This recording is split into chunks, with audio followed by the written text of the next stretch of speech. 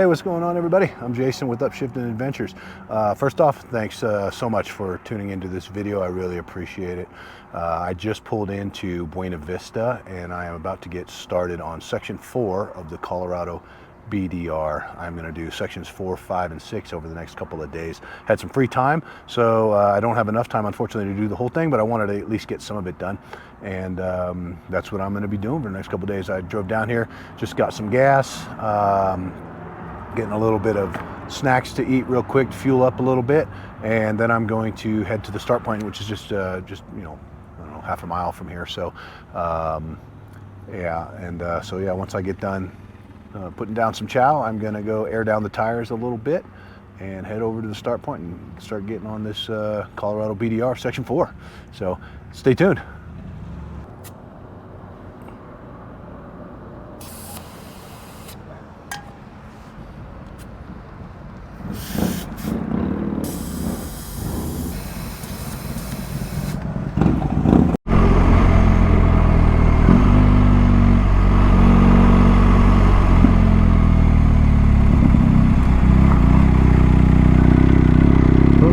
Well, here we are at the start of the dirt section of section 4 of the Colorado BDR. You know, it's funny, I've lived in Colorado for 25 years now, and somehow I've never managed to ride this section or the Colorado BDR at all, actually. Now this here is part of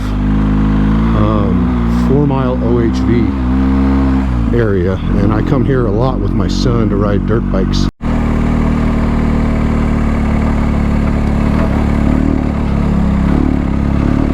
A little bit of sandy section here. Gonna up the difficulty level a little bit, but not too bad.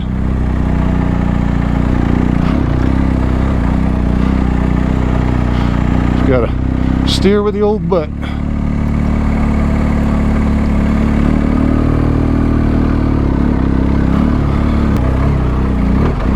This section's actually pretty fun.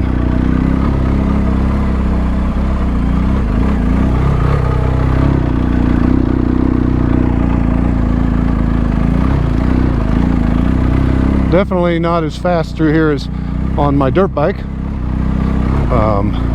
but it also weighs about 400 pounds less.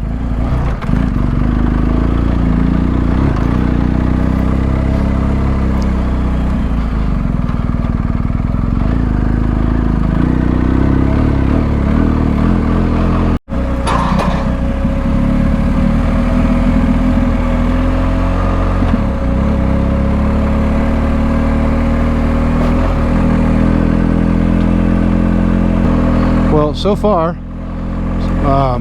it's been a really fun section of basically 2-track. It's pretty sandy and washy, but on this big bike, a little bit of a workout, but it's fun. Like I said, I've ridden this a lot before, but never on the GS.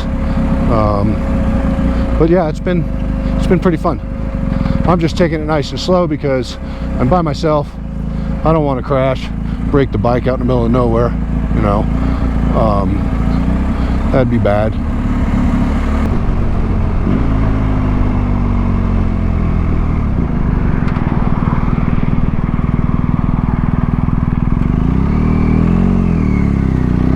All right, on to the next section here. Buffalo Creek Reservoir.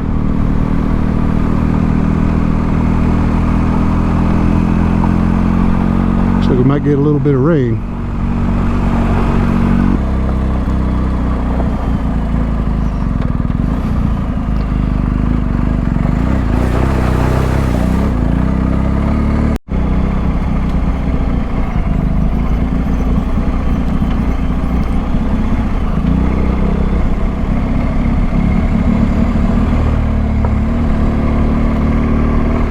Well, this place ain't short on views, that's for sure.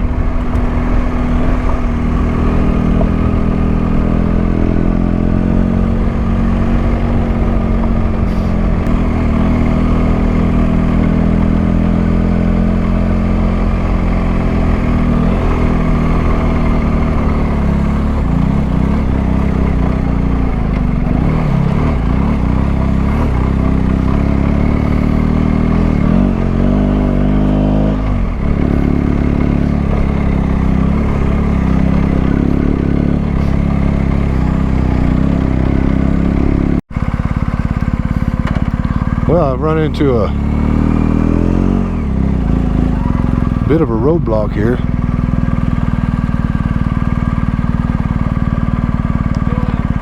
going left up here in just a second. Say it again? We're going left up here. All right, no problem, man. Thank you. Appreciate it.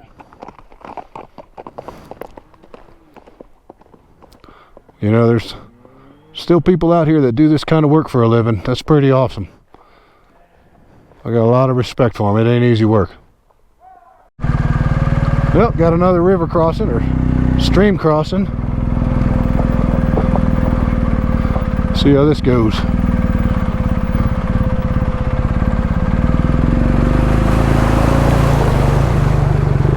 Come on, baby, keep going.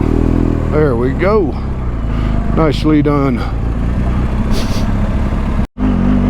All right, we're getting near the top. I think I see the buildings out there, the outhouse and stuff like that at the peak where this. Unbelievable though that it's 75 degrees at the top of the peak here. I don't know what the elevation is. I know it's over 10,000. It is quite a bit over 10,000. It's 11,921.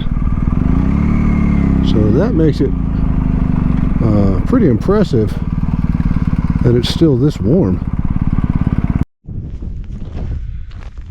Okay, so up at the top of Weston Pass here, and Weston Pass is at 11,921 feet, almost 12,000 feet up in the air.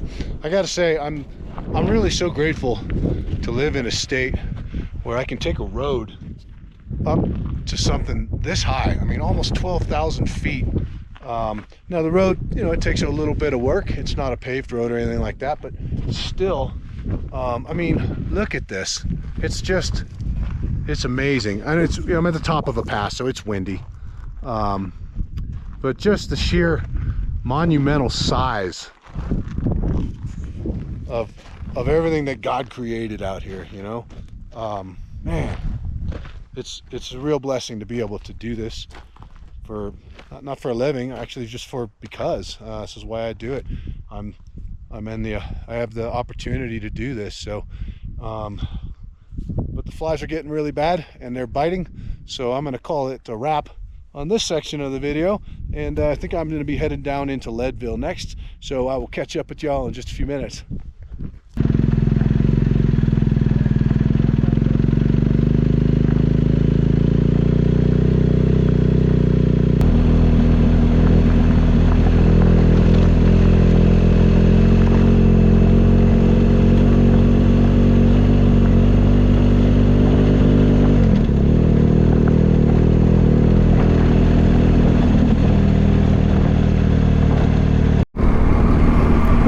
So looks like we're at the bottom of the west side of Weston Pass. Back on some pavement now for a little bit. I don't know how long. I don't think it's going to be too long though.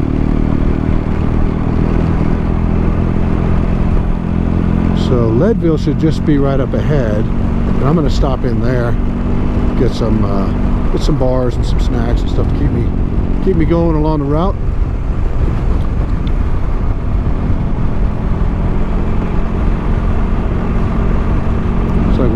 Still looks like we might get some rain, but other than a couple of drops here and there, I haven't really had much, so very fortunate on that.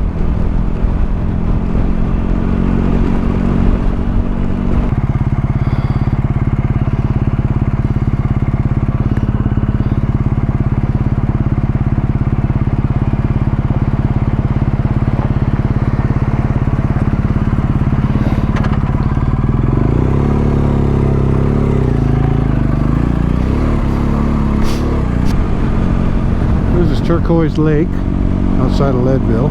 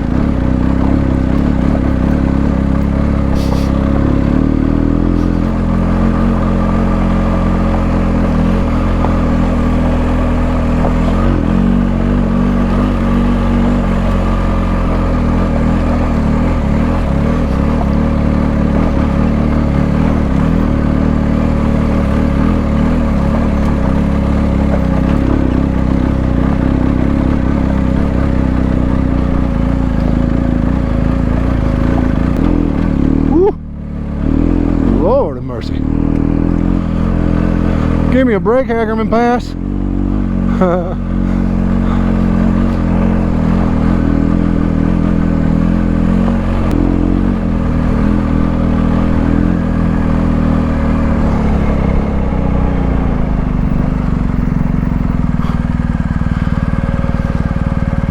Recording? Okay, good. Woo-wee. All right. Let's see what this does.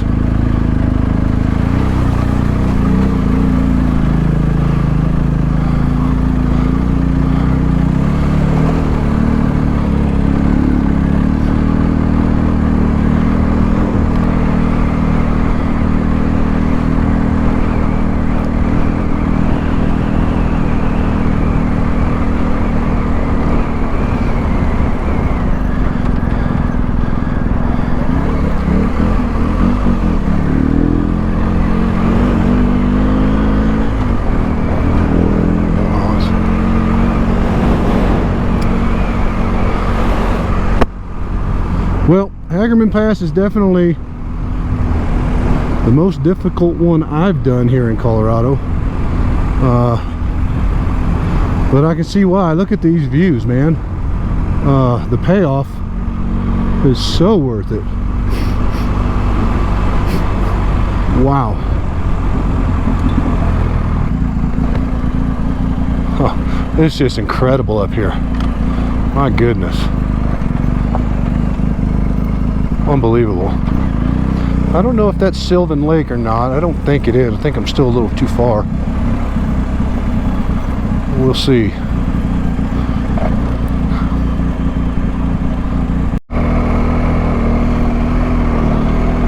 Well, I'm still coming off of Hagerman Pass. It's been quite a while, but it looks like I'm through all of the high clearance stuff, and this part of the road's actually pretty smooth, so I'm able to sit down and just kind of relax a little bit, which is nice. Man, what a pass that was. You know, it's like they say, the things that are the hardest to get to are the ones that are worth the most, right? The payoff for that was unbelievable. I'm kind of tired now. My forearms are sore. I got a little bit of arm pump. My feet are hurting. My brain is a little bit wore out from all the focusing and concentrating I was doing. But man, you know, I got to ride through a snowbank and in July, and it's 100 degrees back in Denver right now. I don't know how high Hagerman Pass is. I'll look and make sure I either comment on it or put it in the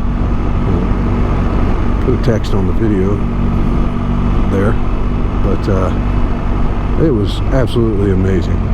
I would definitely do that again. I think I'd like to try it on my Husqvarna 701 because it would just eat that up, whereas the GS Adventure requires a little bit of skill. But nonetheless, I'd do it again on this bike too. This bike continues to amaze me. Okay, man, what a day of riding it has been. I started out about noon in Buena Vista at the beginning of section 4 of the Colorado BDR. And it is now about, let's see, 7:20. And I just got into camp maybe an hour ago, set up, and then put my chair together and sat down to make this little portion of the video. So I was riding for about 6 hours. I was hoping to get most of section 4 done today, but that was not to be. I'm a little over halfway right now. I'm staying at a campground at a place called Chapman Lake near Basalt.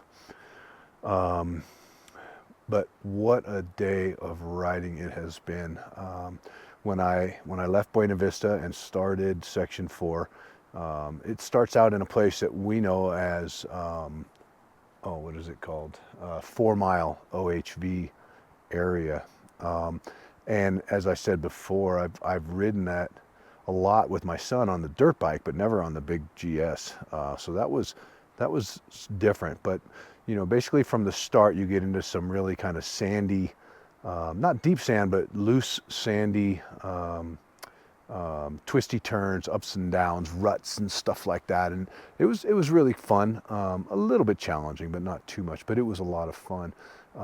So did that for about 20 miles. Got onto Highway 285 again and went north for a few miles, and got off back on the dirt and went over Weston Pass.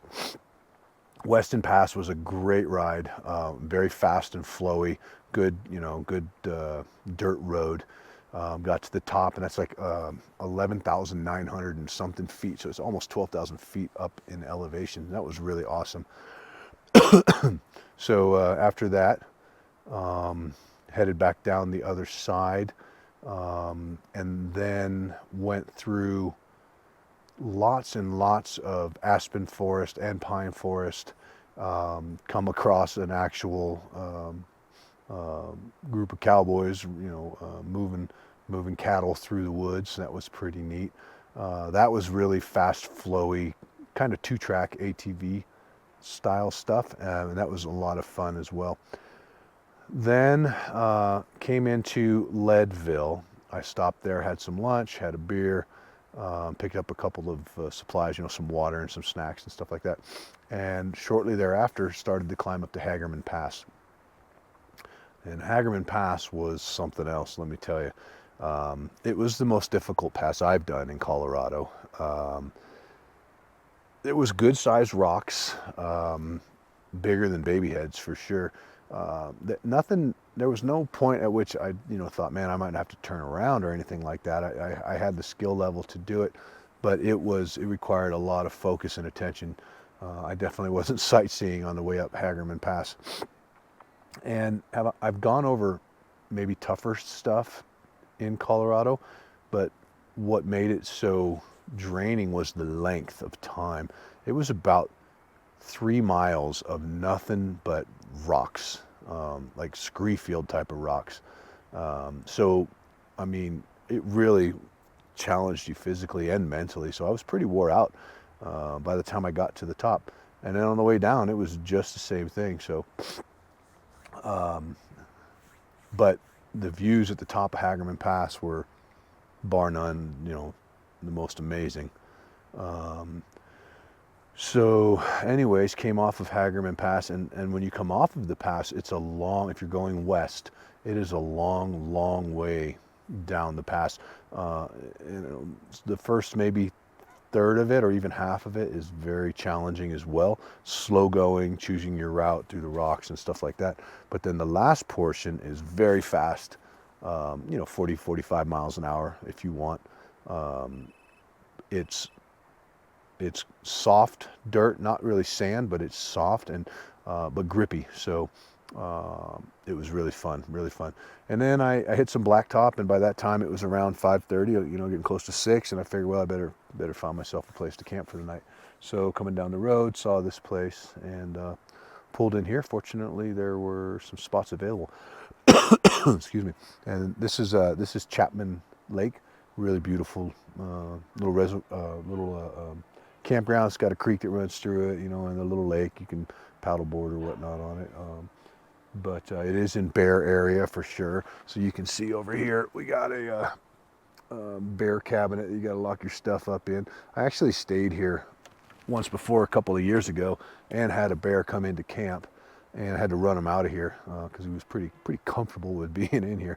But yeah, so they you know, they're very well aware of the food that's here for them in the camp. So yeah, anyway, so for the rest of the night, I'm going to probably just chill out a little bit. I hear a drone flying around over there. Yeah, I'm going to chill out a little bit. Might make myself a little bit of dinner, and then hit the sack, and I'll be up early in the morning, pack up, and get on with the rest of, what is this, section 4, up to Gypsum. And then I'm hoping to link up with a friend of mine and do section 5 at least with him, and maybe 5 and 6, I don't know. But yeah, anyways, it's going to be a nice evening. No rain in the forecast, and yeah, just going to hang out a little bit. So catch up with you tomorrow.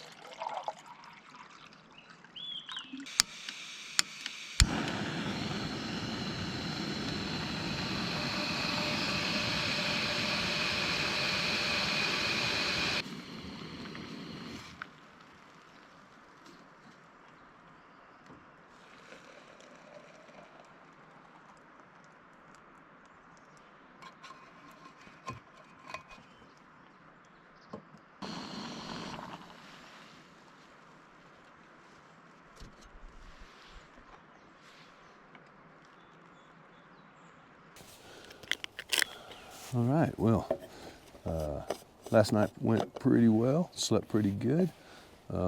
Campsite was really awesome.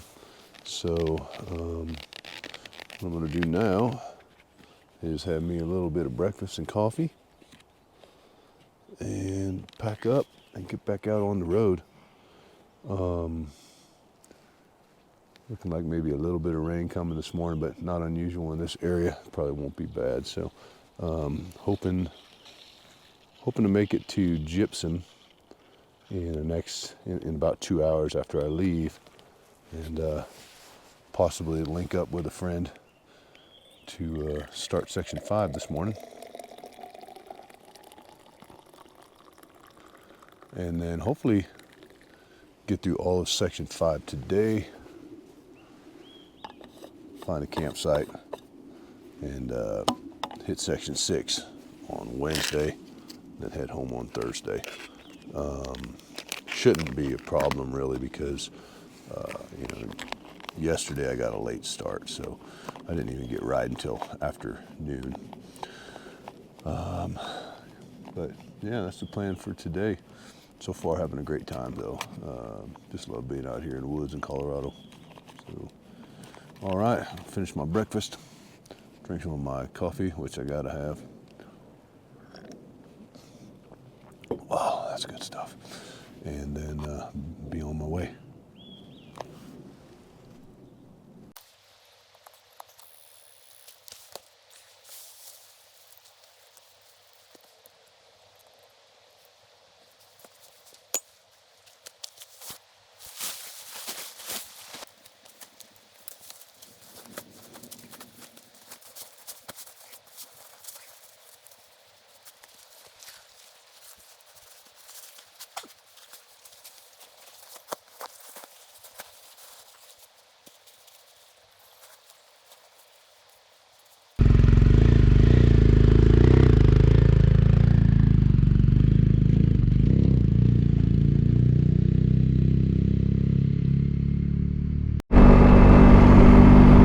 Well, here's starting day 2.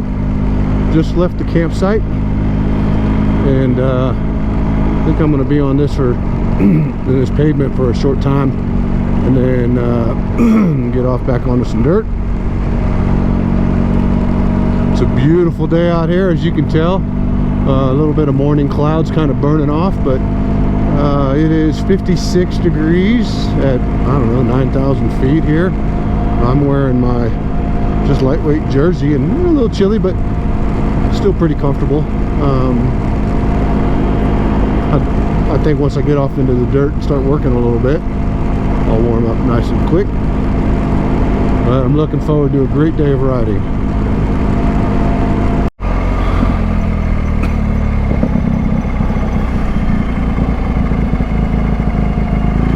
Well, I'll tell you, it doesn't get better than this. Wow.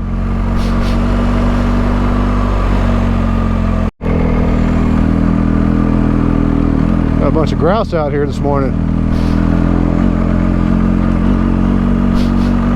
Goodness gracious, look at this.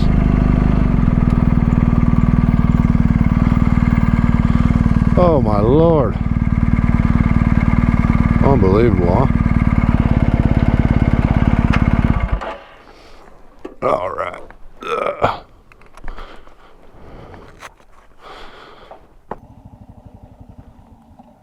Good, man. How are you? Good. What a great morning, huh? God, can't believe it. Yeah, it's unusual to have this much good weather in the mountains of Colorado. So. Have you done this route before? No, this is my first, and I've lived here for 25 years. I've never done the BDR. Wow. So Yeah, I started yesterday at in Buena Vista. I only got a couple days, so I'm doing 4, 5, and 6.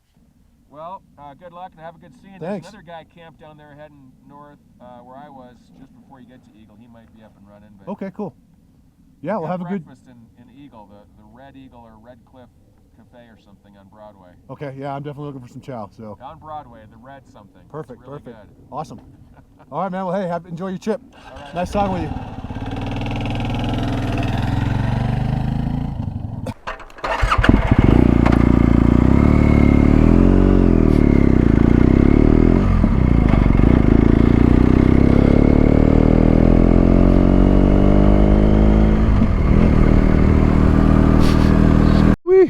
Well, that was lucky. Had my my snacks jump out of my tail bag on me, or excuse me, out of my tank bag. I'm not leaving without these guys. Woo-woo.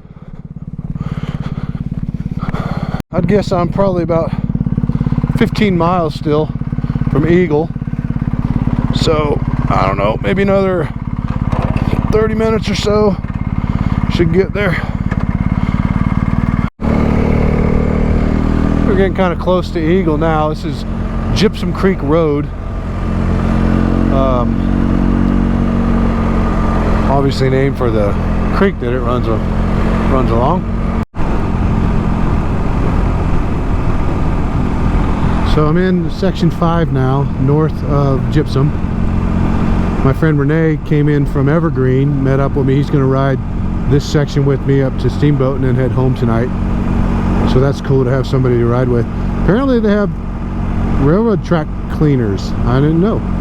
But it seems to be what these guys are all doing, is like cleaning up the tracks. Pretty neat.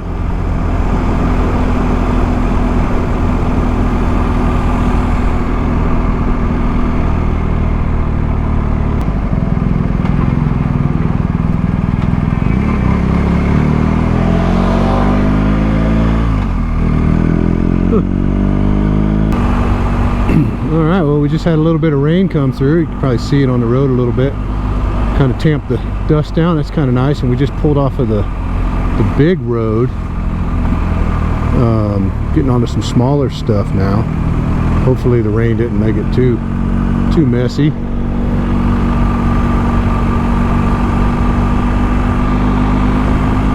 I don't think it'll be that big a deal though. It's kind of already passed, and unless we get a lot more. These roads do get pretty unmanageable once it gets, really wet.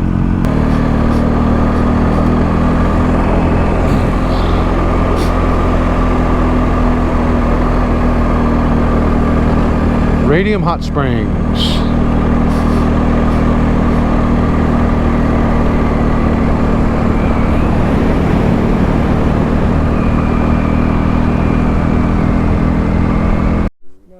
Yeah, but once you get to 70, you go east, and then there's a bypass that goes to like Sedalia. Oh, yeah, I was thinking about doing that to avoid the traffic out of Denver. Woodland Park, you can do like that. So, I know what you mean, yeah. 67, right? Or no, that goes from Sedalia to. Goes north to something. Yeah. 205 maybe or something. Yeah, probably. I just don't want to get in that rush hour traffic in Denver. Have you done this before, this route? I have. I'm going to go do the Wyoming after this. Oh, nice. That's cool. Is the plan. They're glutton for punishment. Right? Just go ahead, but I don't think. Oh, we're not flying anyway. No. Are you going with them? You going with us? Yeah, I'll go with them. Okay. Well, it's been fun. And we'll probably see you in Steamboat. We'll be at the bar. Yeah, bar or the strip club, one or two. I told you you're not going to ever.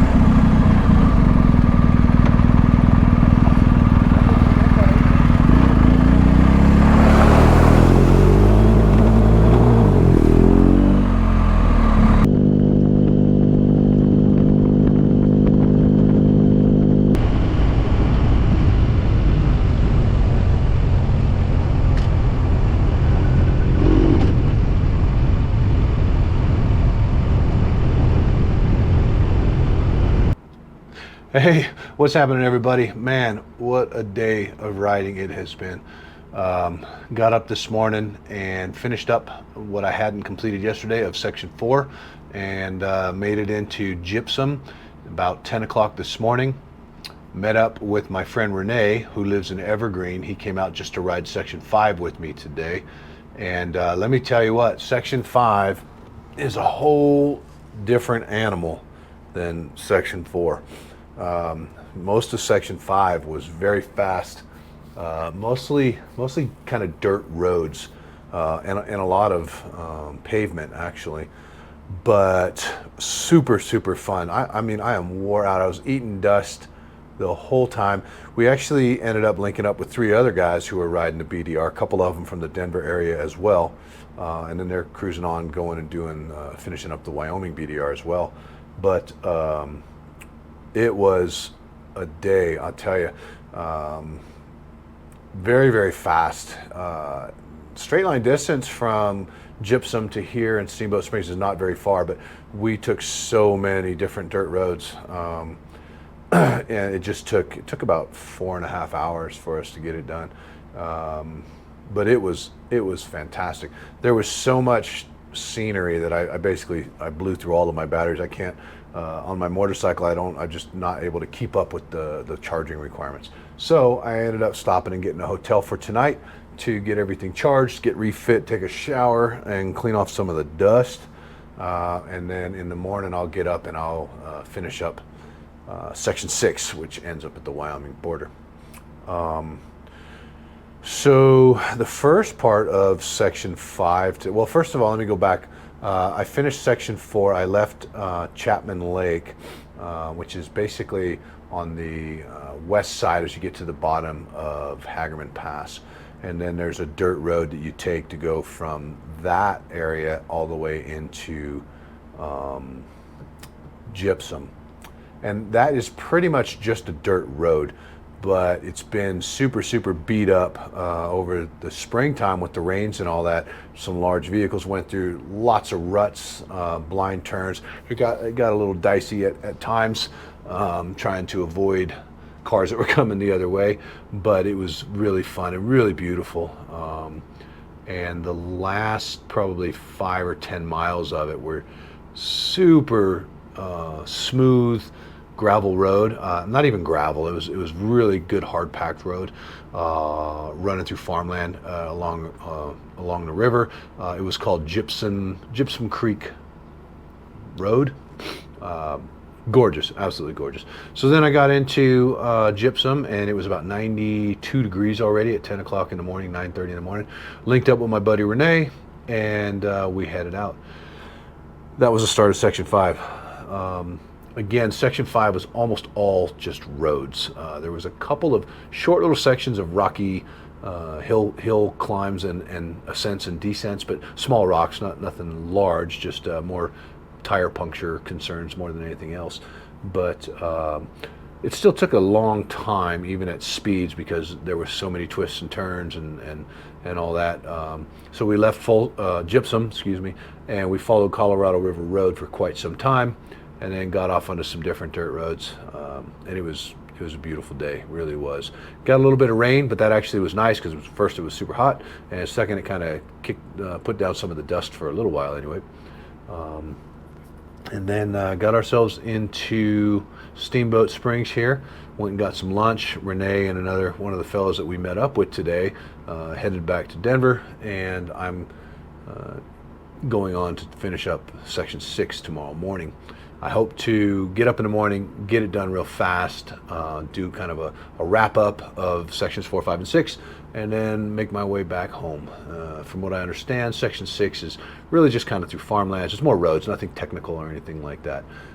So section 4 was definitely had some technical portions. Section 5 today, mostly just roads, and I guess more of the same for tomorrow in section 6, but more flatland.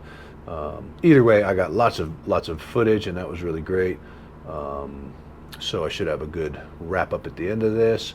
And yeah, so now I'm gonna go find myself a couple of beers to put down, because it's been a long hot day, and get ready for tomorrow, get everything recharged, refit, and all that other stuff, And yeah, that'll be it for tonight. And I'm gonna probably sleep pretty good tonight, and then I'll be sleeping out in the woods again tomorrow night. So, all right, I will catch up with y'all a little bit later.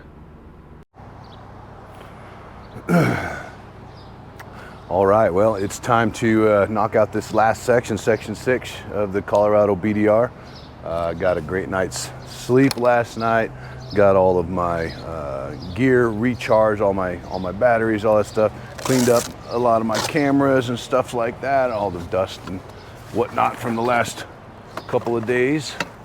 So this last section, as I understand it, is pretty tame. It's mostly, you know, roads through farmlands and stuff like that, up to the Wyoming border. But still, I think it's going to be a beautiful ride. So not a cloud in the sky right now, which is unusual in the mountains here first thing in the morning. It's about 6:30 right now. But I'm looking forward to a great day of riding. And, you know, I'm going to try to stop along the way and do a little bit more video and get a little more pictures. Yesterday, the group I was riding with was a pretty fast group, and they weren't really about taking in the scenery and stuff, which, yeah, I really, that's kind of my thing. I feel like you got to stop and smell the roses, right? So I will be kind of just slowly making my way up to the Wyoming border. I think it's about 80 something miles. It's a pretty short stint today, and it's pretty fast, so won't take much time. So I'm looking forward to it. I don't know if I'm going to camp tonight when I get there, or maybe just head home back to the Denver area, since it's not going to be a long day by any means. I figure I'll probably be done by noon at the latest, and then it's probably another 3.5 hour drive back to the house from there. So really just depends. But anyways, I'm gonna finish hooking all this gear back up to the bike, go upstairs and get some riding gear on, and head on out.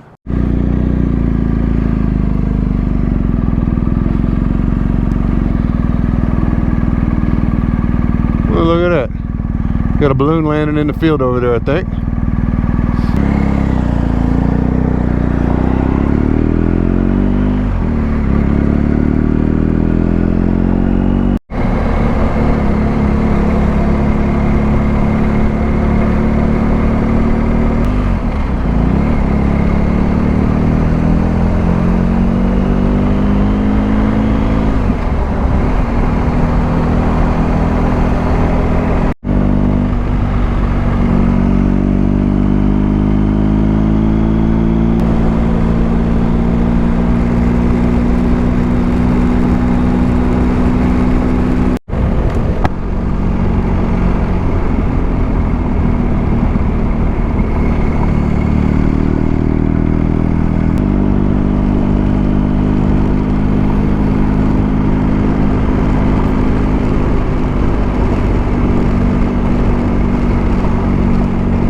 About 20 miles into, well, maybe 15 miles into section 6, the final section of the Colorado BDR, and everything I've ridden to this point could be done in a two-wheel drive car. But regardless, this is still one of the prettiest sections, I think, so far. You see out here these huge open valleys, mostly farmland, so I'm coming across sporadic ranches here and there. Wow, there's a guy out there weed whacking. I don't even know why he's out there doing that, but it's just beautiful out here. This is, you know, this is where all our stuff comes from, you know, the farmers, the ranchers out here. Hard work, and I think, honestly, you know, even though I'd love to have a piece of it, I think they deserve this beautiful landscape out here that they work, you know, because they're willing to put in the effort that most of us just aren't. So I have a ton of respect for these hardworking people out here that do this job, feeding the country, you know, providing everything that we see in our grocery stores. So kudos to them, and it's the payoff for them that, you know, they get to have this beautiful land. Uh-oh. Well, road closed. That's not good. Now maybe I can still get through.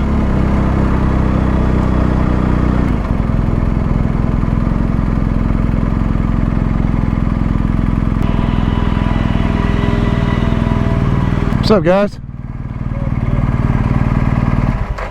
Any chance I could sneak through at all? Any chance I could sneak through at all? You have to go all the way around. All the way back into Steamboat? Well, if you go take this road clear right, it loops back into 129. Just follow this road right here? Okay.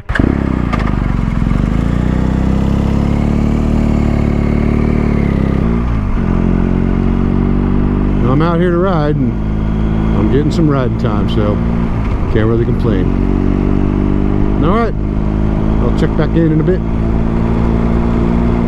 So this is really the first section of I guess you call this 2-track, maybe a little bit bigger than 2-track, but first section of like regular car road that I've driven since leaving Steamboat this morning. But it's fun. It's nice. I mean, it's not challenging. Some ruts you got to be careful of. You get sucked into them. But it's really a nice. It's good traction. So yeah, awesome. Been glad we got to some of this.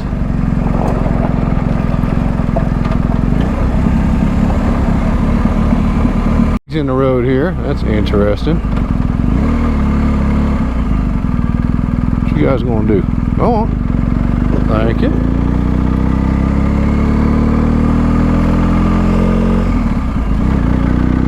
Huh. Yeah, the road's kind of it's a little slippery right here. Had some rain come through and it hasn't dried up yet, so unfortunately these roads, man, when they get wet, they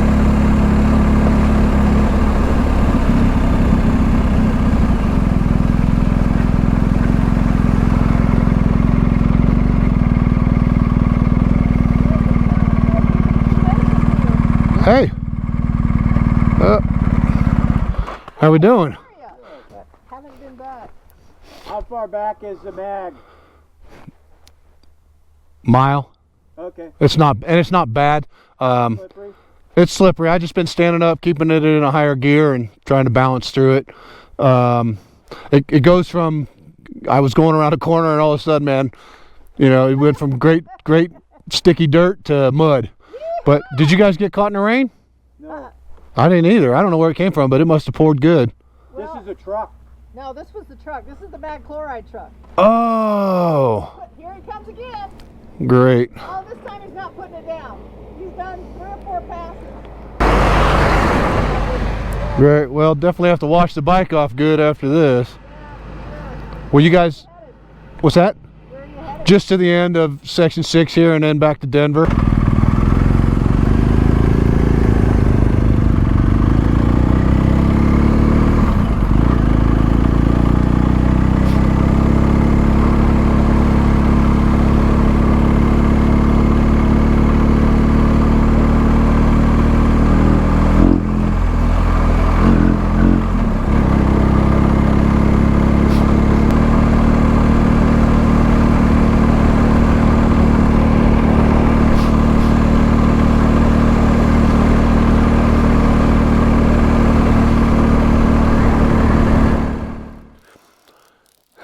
Okay, well that, as they say, is a wrap. I'm here at the Colorado-Wyoming border and I just finished section 6 of the BDR. And we are literally out here in the middle of nowhere.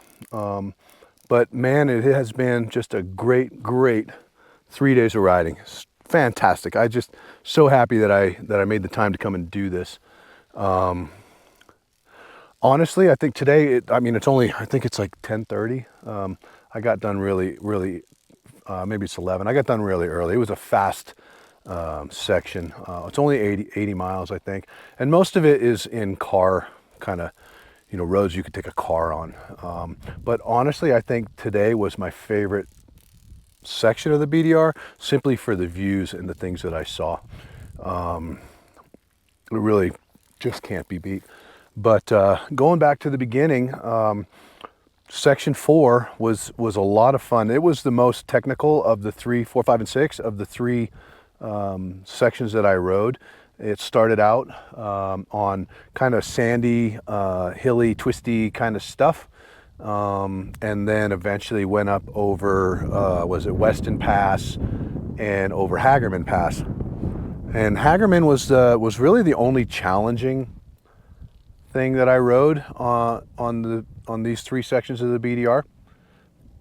And even though it was challenging, it was still a lot of fun. I really just didn't want to put down this big GS and have to pick it up. But otherwise, it was great fun, and I really had a blast going up over the passes.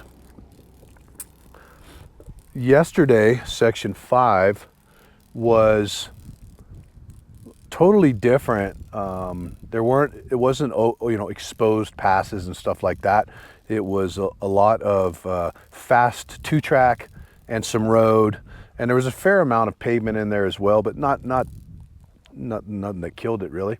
And then you know, I did end up linking up with my friend Renee, who came out from Evergreen and just rode section 5 with me yesterday. And we also ended up meeting a couple of other, well, 3 other guys on the route, which we rode with probably the second half of section 5 all the way into Steamboat. And that was really cool. They were fast riders. I'm more of a slow, just kind of take it easy guy.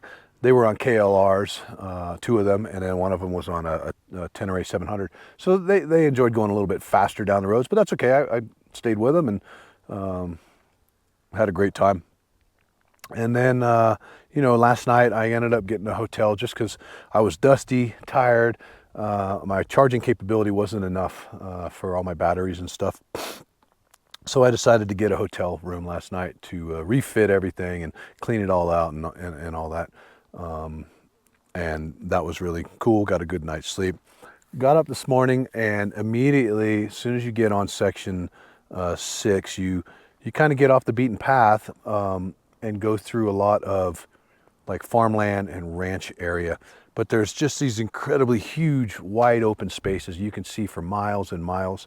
But then as you're going along, you come by, you know, ranches and farms, which to me it's the Americana that I love when I'm out here doing this stuff.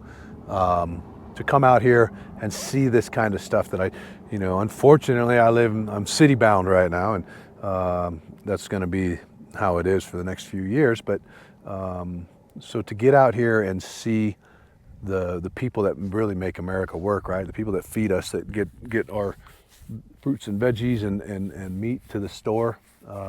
I really enjoy having that opportunity to do that. So it was great. I really glad I did it.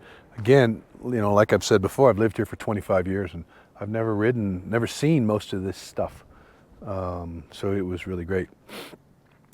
Let's see, talking about the bike. The 1250 GS Adventure, as I have become very accustomed to, did a flawless job. I can't say enough good things about this bike.